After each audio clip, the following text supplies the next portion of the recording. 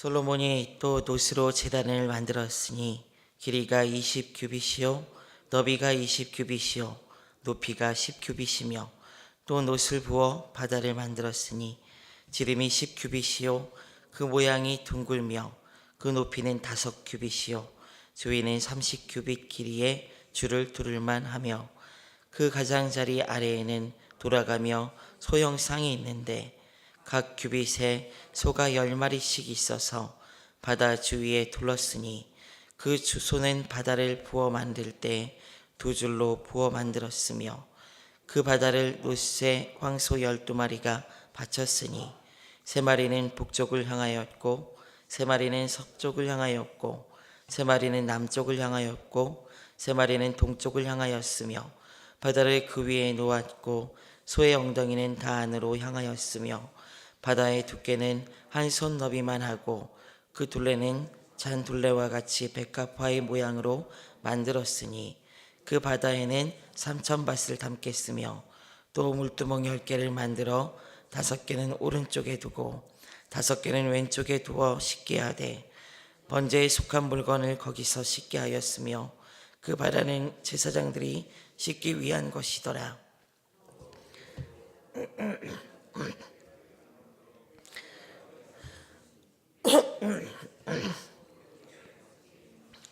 또 상 10개를 만들어 내전 안에 두었으니 왼쪽에 5개요 오른쪽에 5개며 또 금으로 대접 100개를 만들었고 또 제사장의 뜰과 큰 뜰과 뜰문을 만들고 그 문짝에 놋을 입혔고 그 바다는 성전 오른쪽 동남방에 두었더라.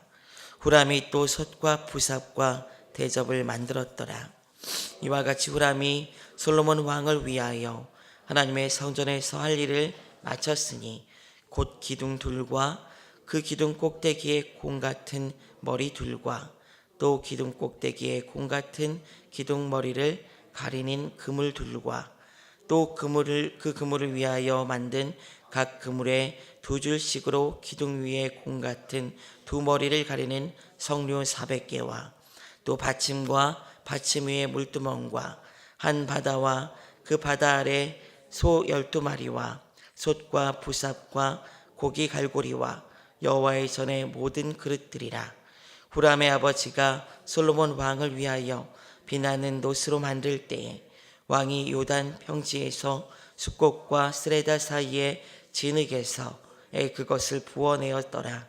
이와 같이 솔로몬이 이 모든 기구를 매우 많이 만들었으므로 그 돈 무게를 능히 측량할 수 없었더라.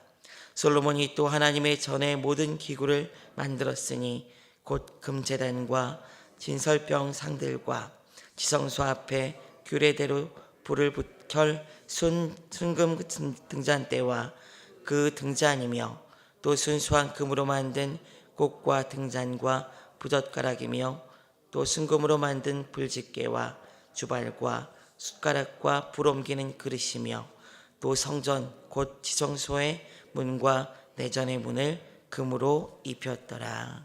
아멘.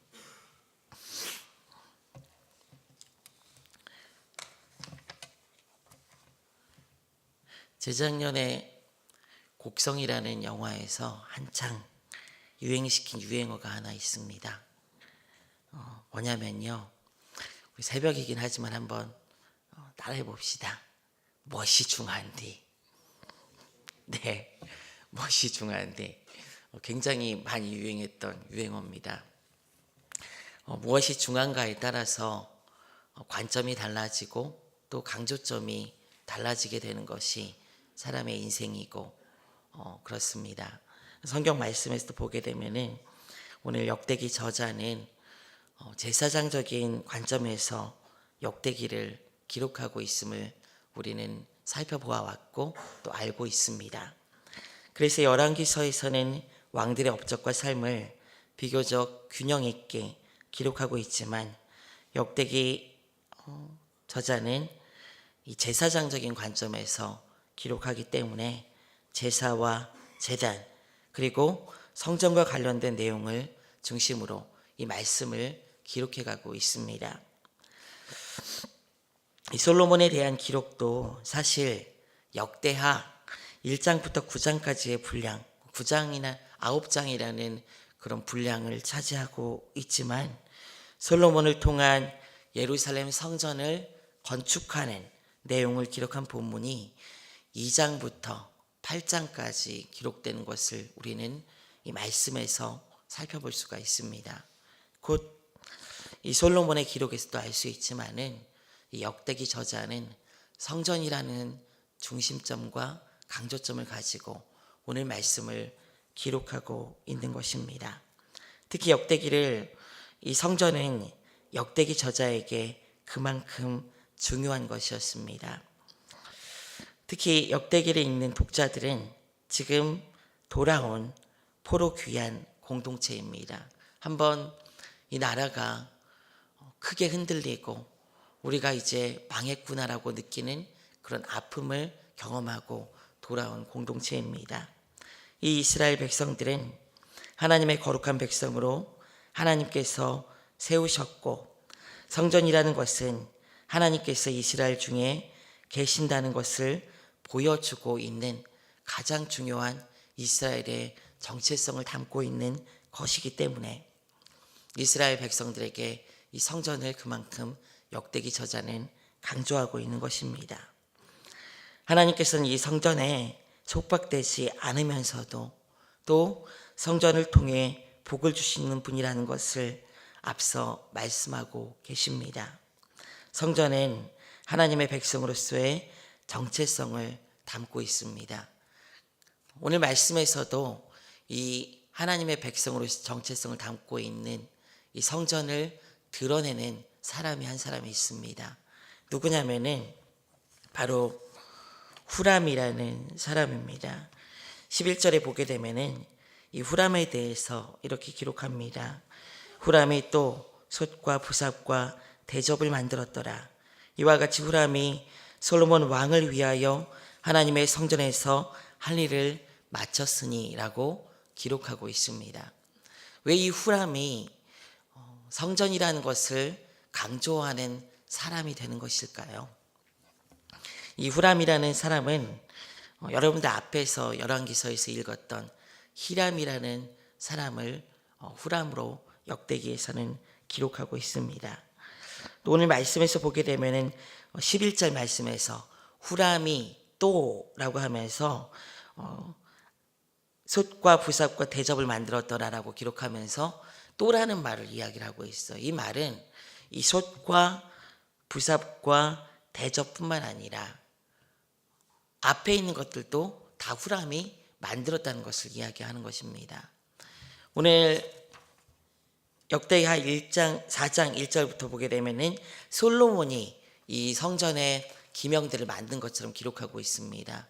그런데 사실은 솔로몬이 결국 성전을 세웠기 때문에 솔로몬이 만든 것처럼 기록하고 있지만은 실질적으로 이 성전 안에 있는 노스로 된 기명들 또 금으로 된 대접들 이런 것들을 그릇들을 만든 것은 누구였냐면은 이 후람이라는 사람이에요.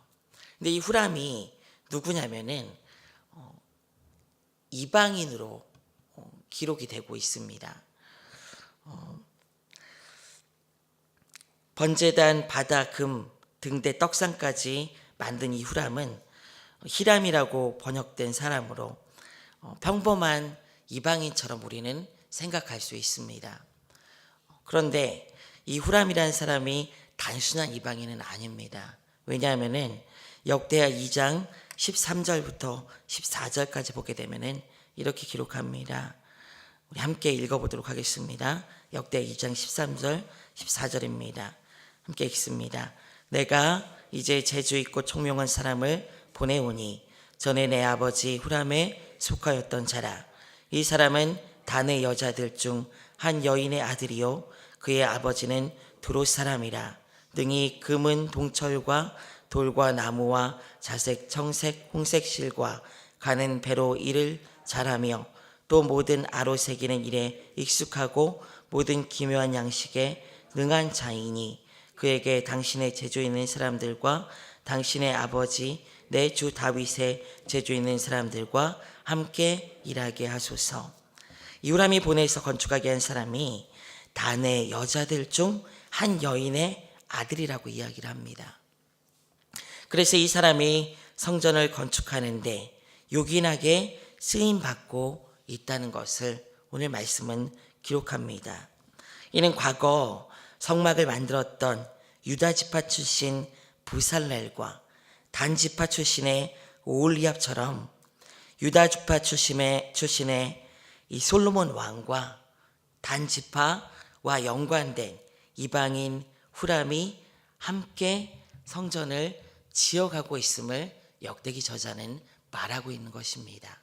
곧 이 성전을 지금 세워가는 데 있어서 하나님께서 이렇게 앞선 성막, 이 성전의 전신이었던 성막을 오홀리압과 부사레를 통해서 지은 것처럼, 성전 기명들을 지은 것처럼 지금 하나님께서 이 성전을 통해서 성전을 지어가는 데 있어서 솔로몬과 후람이 함께 성전을 만들어가는 것을 말씀하고 있는 거예요. 이 성막이라는 곳은 하나님께서 이스라엘과 함께하는 곳이고 하나님께서 이스라엘 백성들의 하나님이라는 것을 보여주는 그 상징물이며 함께하는, 하나님께서 그 처소를 한정지으시며 함께하는 곳이었습니다.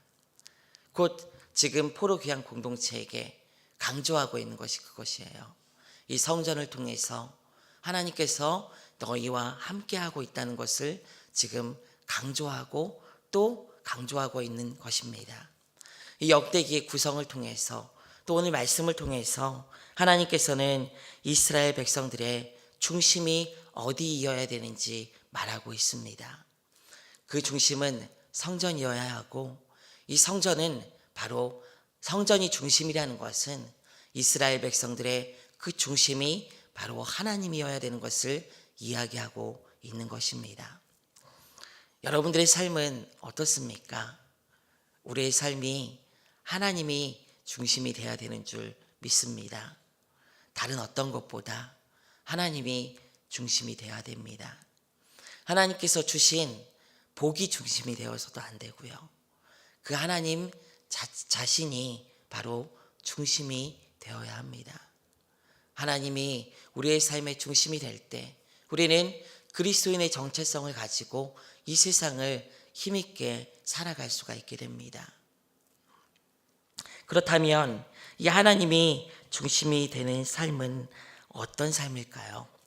오늘 말씀에서 우리는 생각해 볼 수 있을 것 같습니다. 4장 1절에 보게 되면은 이렇게 기록합니다. 우리 함께 읽습니다. 솔로몬이 또 놋으로 제단을 만들었으니 길이가 20규빗이요 너비가 10규빗이요 높이가 10규빗이며 성전에 들어갈 때 가장 먼저 보이는 것이 바로 이 놋 제단이었습니다. 이 번제단의 규모는 길이와 너비가 모두 20규빗이고 규빗으로 약 9.9m 정도에 이르고 높이는 절반인 10규빗 정도 된다고 합니다. 4.5m 정도 되는 거예요. 이 거대한 규모의 이 번제단, 특히 이 성전의 번제단은 광야 시대에 만들어진 놋제단의 길이와 너비가 각각 5규빗이고 높이가 3규빗인 것을 감안하면 실로 엄청난 크기인 것입니다. 사실 말씀을 보면서 성전에 들어간다고 하면 먼저 볼 수 있는 것이 이 놋제단이라는 사실을 우리는 한번 생각해 볼 필요가 있습니다. 이 제단에서 드려지는 희생 제사를 통해서 이스라엘과 하나님 사이에 화해가 여러분 이루어졌습니다. 특히 이 성전을 바라볼 포로기에서 돌아온 이스라엘에게 있어서 놋제단은 큰 의미가 있습니다. 귀환한 선민인 이스라엘 자손에게 있어서 회개와 용서만큼 더 큰 중요한 문제가 없기 때문입니다. 앞선 선조들의 범죄, 또 이스라엘 왕들의 범죄를 통해서 큰 어려움과 아픔을 경험하고 나라가 한번 망했던 이스라엘 백성들에게 이 놋제단은 화해와 회개가 그만큼 중요하다는 것을 더욱 강조하고 있습니다. 지금 이 시대에 우리는 포로 귀환한 이스라엘 공동체와 같이 하나님께 돌아오는 삶을 살아가고, 또 우리는 예수 그리스도로 인해서 돌아왔습니다. 말씀에 따라 순종하지 못하고 때로는 하나님의 징계로 아파하면서 돌아오는 삶을 살아가는 것이 우리들의 삶은 아닙니까, 여러분? 이 시대에 주님께서는 성소의 은혜의 노제단을 통해서, 희생을 통해서만 주님께 돌아올 수 있고, 이 제단을 통해서 하나님과 화해할 수 있음을 말씀하신 것 같이 우리 또한 그리스도의 십자가의 제단을 통해서 하나님께 갈 수 있음을 말씀하고 있습니다. 십자가를 통하여 하나님의 은혜를 누리고 있고, 또 우리의 삶 또한 이 예수 그리스도의 십자가를 통하여 지금 하나님과 이어지고 있음을 여러분 기억하시길 바랍니다. 이스라엘 백성들에게 이 노제단을 통하여 성소의 문을 들어가 바로 먼저 보게 될 이 노제단을 통하여 하나님께 갈 수 있는 것처럼 우리 또한 예수 그리스도를 통해서 주님께 갈 수 있습니다. 우리가 이 시대를 힘있게 살아갈 수 있고 정죄에서 자유롭고 하나님의 은혜 가운데 설 수 있는 이유는 예수 그리스도의 그 십자가의 은혜를 통해서 가능한 것입니다.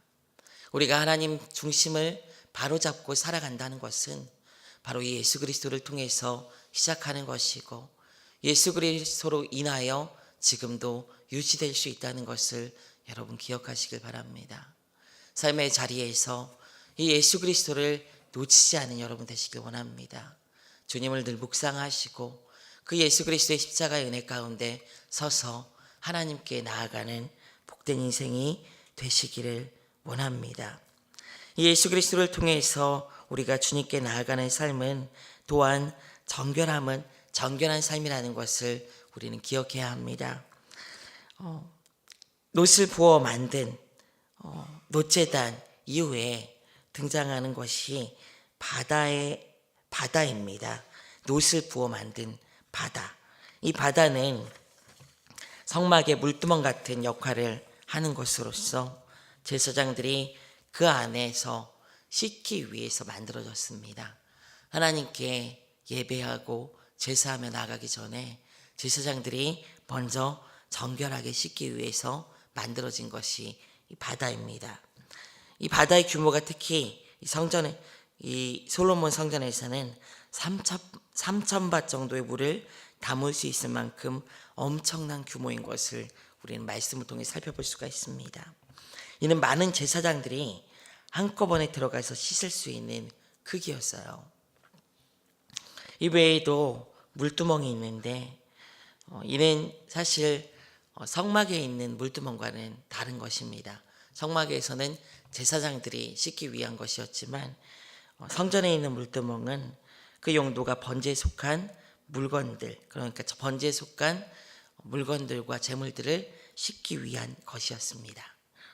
물두멍도 그렇고 이 바다도 그렇고 하나님께 나아가며 하나님 중심으로 서기 위해서 우리에게 필요한 것이 무엇인지 말하고 있습니다. 그것은 바로 하나님께서 거룩하시기에 구별되고 거룩한 정결함을 갖추는 것이 무엇보다도 중요하다는 것을 강조하고 있는 거예요. 더럽고 깨끗하지 않고는 우리는 하나님께 나아갈 수 없고 하나님 중심으로 설 수가 없습니다. 우리를 깨끗하게 하는 것은 물로 씻는 그 행위가 아닙니다. 오직 예수 그리스도를 통해서만 하나님께 거룩하게 설 수가 있는 것이죠. 그리스도의 보혈로 정결케 될 때 하나님께서는 우리를 받으시고 우리와 교통하십니다. 오늘 우리는 기도하기 위해서 모였습니다. 그렇다면 먼저 주님께 그리스도를 통하여 나아가는 기도로 서기를 원합니다. 우리의 죄를 고백하고 하나님 앞에 은혜로 나아갈 때 하나님께서는 그리스도를 통해서 우리를 보시고 그 피로 정결케 된 우리의 인생을 그대로 받으시는 줄 믿습니다. 예수 그리스도를 통해서 오늘도 여러분 하나님 중심의 삶을 살아갈 수 있는 인생이 되시기를 원합니다. 나를 의지하지 않고 세상을 의지하지 않고 나의 능력과 나의 만족을 위해 살아가는 것이 아니라 하나님 위해서, 하나님 편에서 하나님 기뻐하는 모양으로 살아갈 수 있는 인생이 되시기 원합니다. 오직 예수 그리스도를 통해서 이것이 가능함을 기억하고 그리스도의 십자가의 은혜 가운데 굳건히 매일 수 있는 복된 삶이 되시기를 주님의 이름으로 축원드립니다. 기도합니다. 하나님 감사합니다. 우리가 그리스도의 보혈과 십자가의 제단을 위해서 구원받고 하나님의 약속의 자녀가 되었음을 늘 기억하게 하여 주시옵소서. 세상에 살아가지만 세상에 속한 자가 아니라 세상에 우리의 마음에 중심을 두는 자가 아니라 하나님께 우리의 마음에 중심을 두고 살아가는 인생이 될 수 있도록 인도하여 주시옵소서. 오직 예수 그리스도를 바라고 소망하며 그 은혜가 우리의 삶의 전부임을 기억하게 하여 주시옵소서. 그리하여 세상의 헛된 것을 위하여 살아가는 인생이 아니라 하나님께서 기뻐하시며 하나님께서 원하시는 아름다운 인생이 될 수 있도록 하나님이 중심이 되는 인생이 될 수 있도록 인도하여 주시옵소서. 감사드리오며 우리 주 예수 그리스도의 이름으로 기도드리옵나이다. 아멘.